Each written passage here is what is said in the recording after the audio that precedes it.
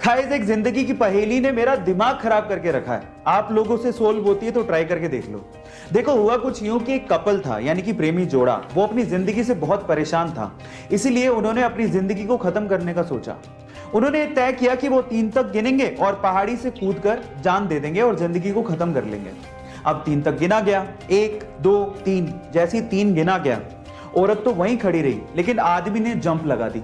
अब औरत अपने आदमी को 7 सेकंड तक गिरते देखती रही और तब उसे पता लगा कि आदमी ने पैराशूट खोल लिया है। अब मेरा सवाल यह है, इनफैक्ट इस पहेली का ही सवाल यह है कि किसने किसको धोखा दिया।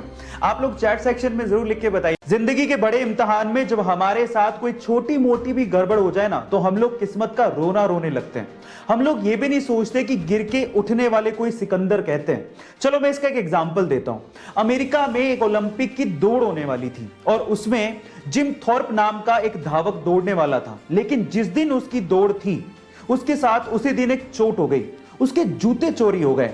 अब चाहता तो वो किस्मत का रोना रोता, किस्मत को कोसता, लेकिन उस बंदे ने ऐसा कुछ नहीं किया।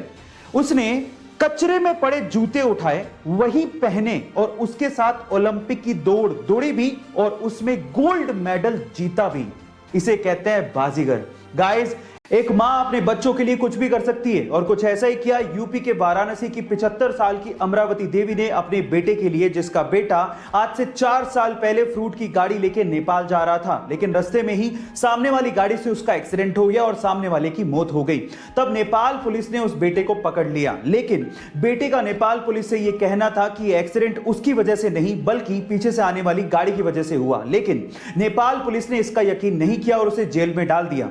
अब जेल से बाहर निकाला जा सकता था, लेकिन उसके लिए 7 लाख रुपयों की जरूरत थी, जो कि उस बूढ़ी मां के पास नहीं थे। फाइनली ये बूढ़ी मां एक तख्ती पर अपने बेटे की रिहाई की गुजारिश लेके वाराणसी के सड़कों पर 4 साल तक घूमती रही और फिर इस मां के 4 साल का संघर्ष काम आया और बीएचयू के छात्रों की मदद से नेपाल से उसके बेटे को रिहा करवाया गया। आपको इस मां के संघर्ष की कहानी कैसी लगी, चैट सेक्शन में। जब रतन टाटा ने पहली बार अपनी ड्रीम कार टाटा इंडिका को बाजार में उतारा तो उसका रिस्पॉन्स बहुत ही खराब था। घाटे में जाती हुई कंपनी को देखकर शेयर होल्डर्स ने कहा कि हमें एक कंपनी बेच देनी चाहिए। ना चाहते हुए भी टाटा इसे बेचने के लिए यूएस फोर्ड से मीटिंग के लिए गए, लेकिन उस मीटिंग में फोर्ड ने टाटा का अपमान करते हुए कहा कि अगर तुम्हें कार बिजनेस की इतनी समझ ही नहीं थी तो इस कार की लॉन्चिंग में इतना पैसा क्यों लगा दिया। साथ ही साथ एक कहा कि इस कंपनी को खरीद कर हम तुम पे एहसान कर रहे हैं। टाटा ने यह सुन के कार कंपनी को बेचने से इनकार कर दिया। इंडिया वापस आए और इस कंपनी के लिए इतनी मेहनत की कि इसे वापस अपने पैरों पर खड़ा कर दिया। साथ ही साथ फोर्ड के घाटे में जाते हुए 2 luxurious brand Jaguar and land rover को खरीद के धमाका कर दिया। गाइस, अपमान सभी का होता है, लेकिन महान लोग अपने अपमान का बदला अपनी प्रोग्रेस से लेते हैं। क्या आप मुझे पेन बेच सकते हो? ये क्वेश्चन मोस्ट कॉमन क्वेश्चन है अगर आप किसी भी कंपनी में सेल्स जॉब के लिए जाते हो तो, क्योंकि अगर आप बेच सकते हो तो आप कुछ भी कर सकते हो। Sell me this pen. मैं आज आप लोगों को इस मोस्ट कॉमन क्वेश्चन का आंसर बताता हूं। ऐसे एक इंटरव्यू में एक बंदे से पूछा कि क्या आप मुझे पेन बेच सकते हो, तो उसने पेन लिया और उस बंदे को थोड़ी देर बाद कहा कि सर ये फॉर्म भर दीजिए, ये लकी ड्रॉ का फॉर्म है और अगर आप इसे भरेंगे तो आप 1 लाख रुपए की लॉटरी जीत सकते हैं। तो उसने कहा बिल्कुल भरूंगा, लेकिन मेरे पास पेन नहीं है। तो उसने कहा ये लीजिए सर पेन, 10 रुपए का है सर, भरिए, may be you can win 1 lakh रुपए लॉटरी। उसने तुरंत खरीद लिया।